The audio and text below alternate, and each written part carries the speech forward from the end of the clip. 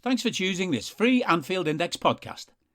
If you'd prefer to listen to this or any of our other shows without adverts, then now's the time to check out Anfield Index Pro. With AI Pro, you can supercharge your entire listening experience. You'll not only get all of our podcasts without the ads, but you'll have them far faster with our quick publish feature available exclusively for subscribers.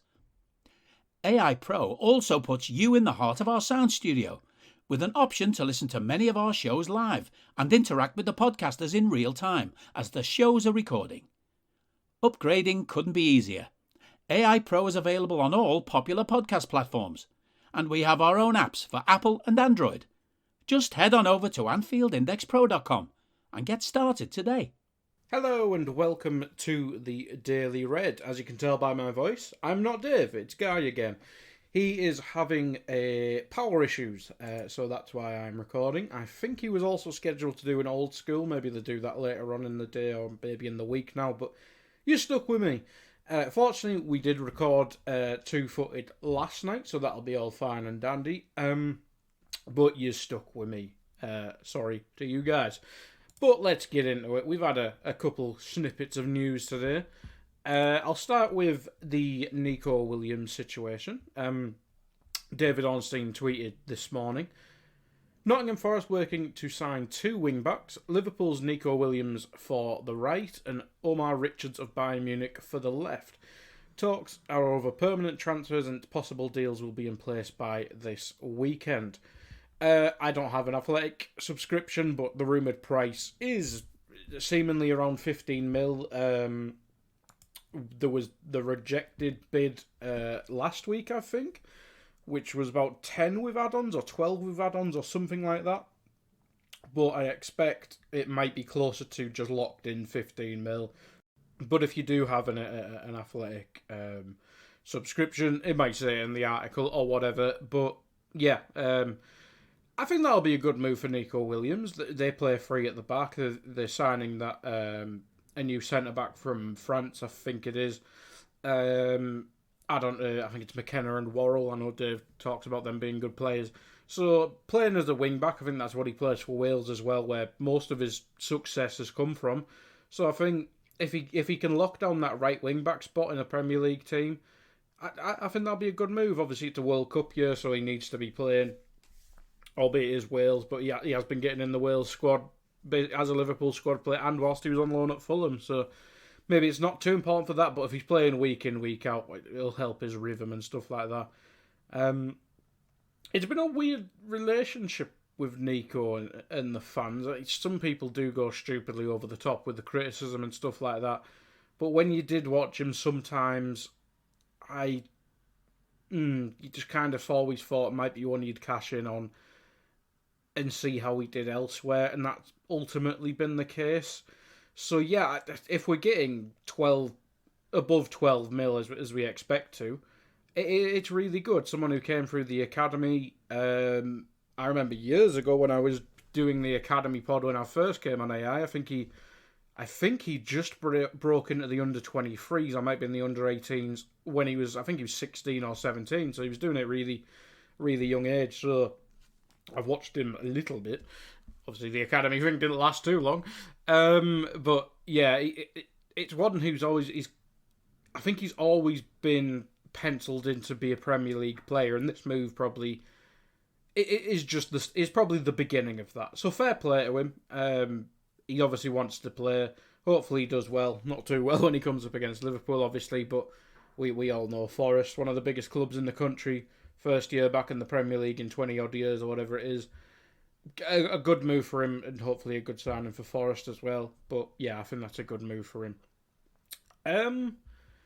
On to ex-Liverpool players, and now we normally don't do this, but I have nothing to talk about.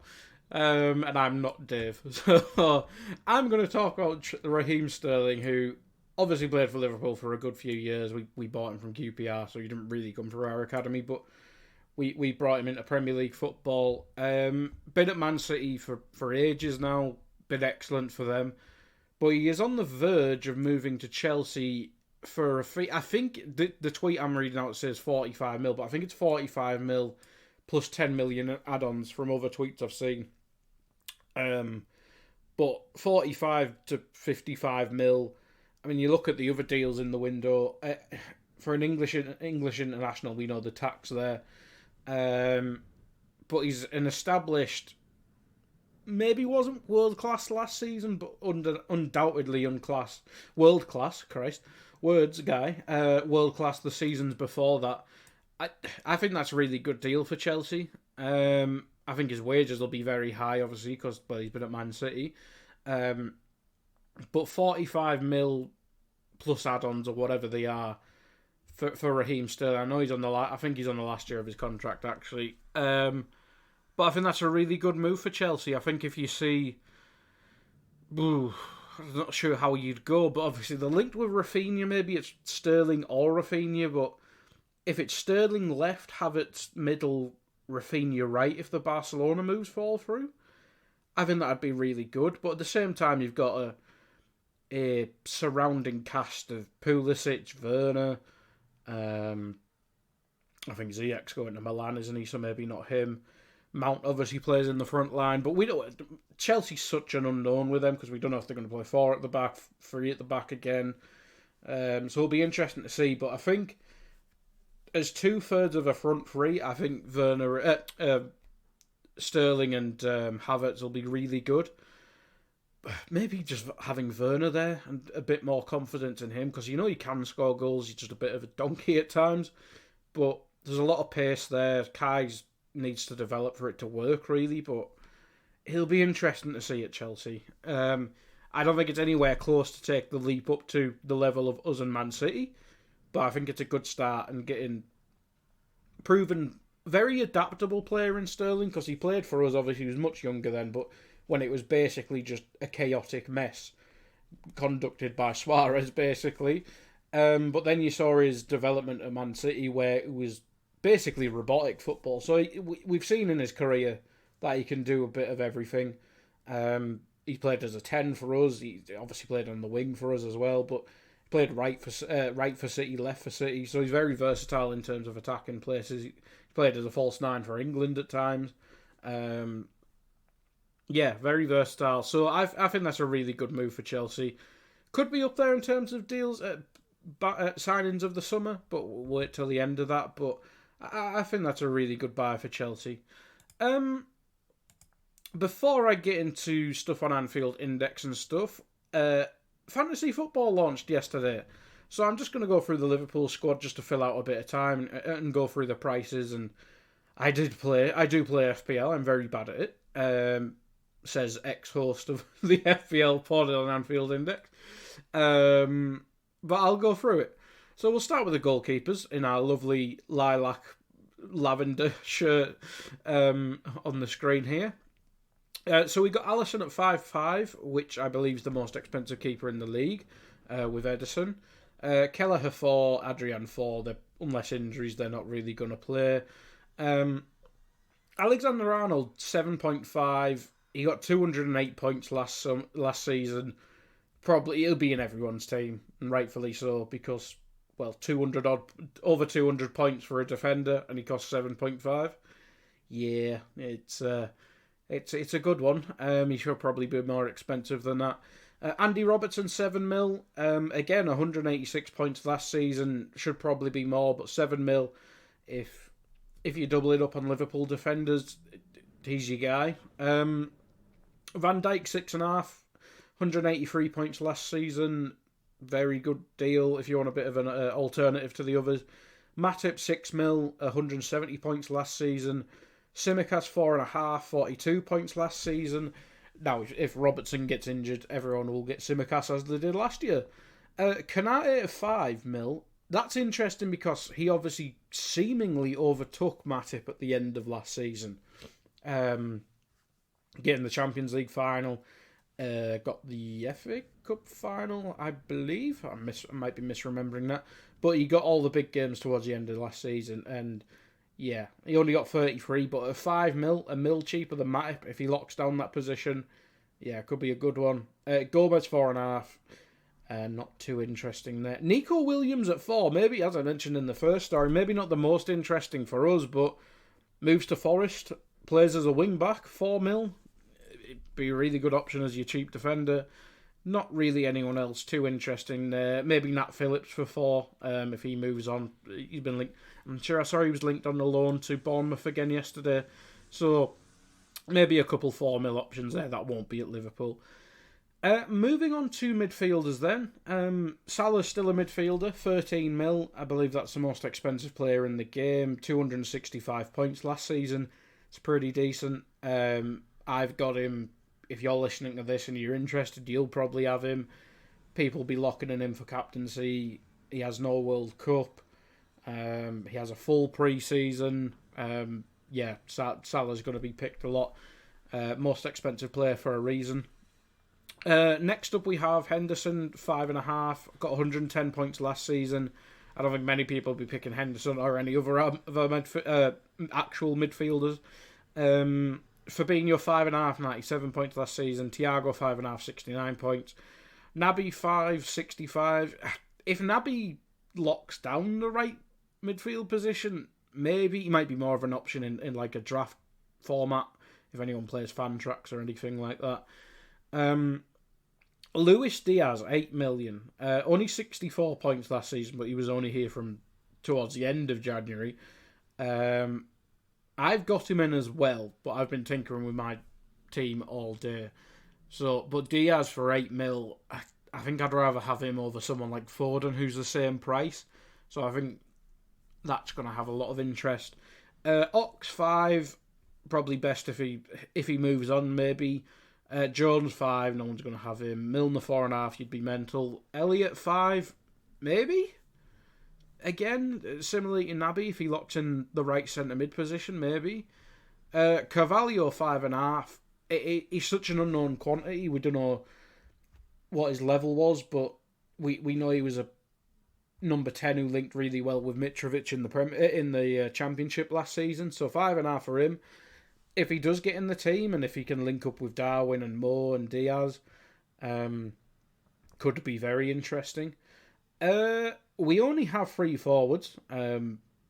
Diogo Jota, his move from midfield to forward, he's 9 mil. He got 175 points last season.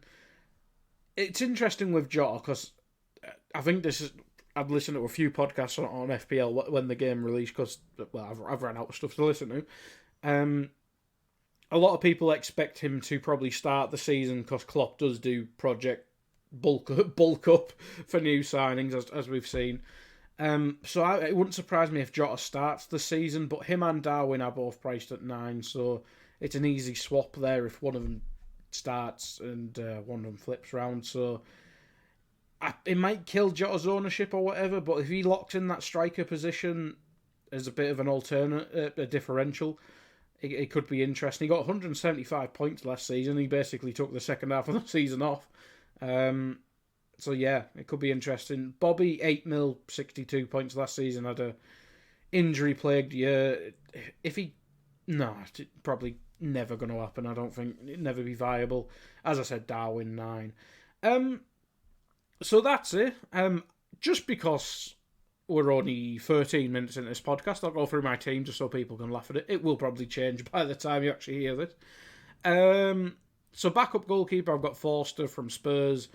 Areola in goal, because if he takes over as West Ham's number 1, he's 4.5. Be good. I think that's a good option. We'll see in pre-season with him. Trent, as I say, 7.5. Cancelo 7. Trippier 5. Perisic 5.5. I've got a Wolves player as a placeholder, but it's just because I can't get Nico Williams in at 4 at the minute because I have too many Liverpool players. But that will be Nico once he goes to Forest or whoever. Josh De Silva from Brentford, he's cheap, and I think he might play games because he played for Brentford, but he had a lot of injuries last year and got sent off on his game back. Mo, 13 mil, as I say, everyone will have him. I've got Diaz at the min, 8 mil.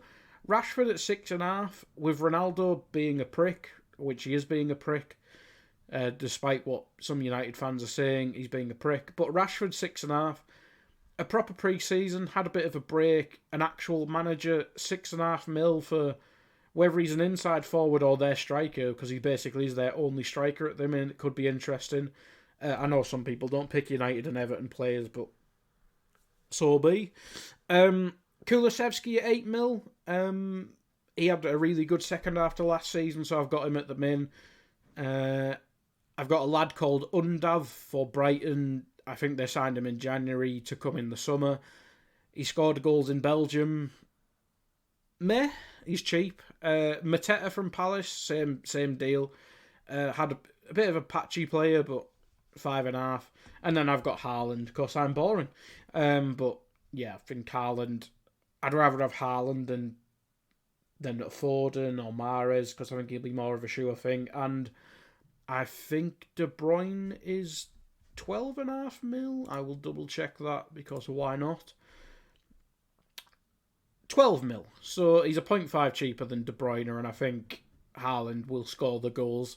And we know De Bruyne has an injury in him. So does Haaland, to be fair, but I can just swap to Kane or something like that from him, whereas I don't think there's many around De Bruyne's price that I'd really want. Maybe go down to Bruno or something, but I don't want too many United players.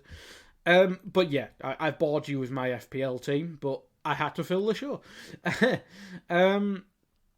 I will move on to AI stuff. We have a new article from Stephen Smith, who, of course, it's Stephen Smith. He came out today. The importance of Naby Keita. Yeah, Dave covered it yesterday with the rumours of a new deal for him and Joe Gomez. I'm a fan of Naby Keita. He's obviously had a tough time at Liverpool so far. We've seen but before last season we saw flashes. I mean, his first season was probably his best before last season, which sums it up. But he's been plagued by injuries, maybe a lack of trust at times. But he seemed to gain Klopp's trust, so why would you bin him off as soon as he's earned the trust? It's taken longer than anyone's hoped, but he's finally gained it. He played important games above, well, instead of Thiago due to injury, he got above Henderson at times in the rotation. We love the NFT midfield. Why would you? Why would you get rid of him now? I'm not saying give him a big pay rise or anything like that, but yeah, I'm sure Stephen plots this out in his article. But I'm all for Naby getting a new deal. I'm all for Gomez getting a new deal. We've not really had any news on them so far, but get Naby a new deal. Then we've got 4 really good midfielders, and then we've got some interesting youngsters, and then James Milner's just about. So the midfield's, I don't think it's ideal, but it'll be good enough, I think, or doable. But that's pretty much it. I think podcast wise, let me just check unless Nina's sneakily released one. AI from yesterday, I think Dave talked about. They just did a Premier League catch up. They laughed at Arsenal for a bit, and I think United got a bit of a chuckle at as well. As I said, there was meant to be an old school today, I believe, but with Dave's power being out, I'm not sure if that will either get postponed a couple of days or might just wait till next week. I think there's an AI main pod Thursday or Friday, I believe, but there'll be other stuff. I think they're planning another Raw Retro as well. They haven't sorted out which game it is yet, but I'm pretty sure it'll be Carl Matchett on that one. So as soon as we sort the date and stuff out, and which game it is as well, obviously, Dave or me, if it's one of these days again, will let you know on here. But that is it for today. Hopefully I've not bored you too much, but thank you everyone for listening. Goodbye. We hope you enjoyed listening to this Anfield Index show. Please be sure to subscribe to our channel so future podcasts find their way to your device automatically. There's nothing quite like fan engagement, and we'd love to know what you think of anything discussed on this show.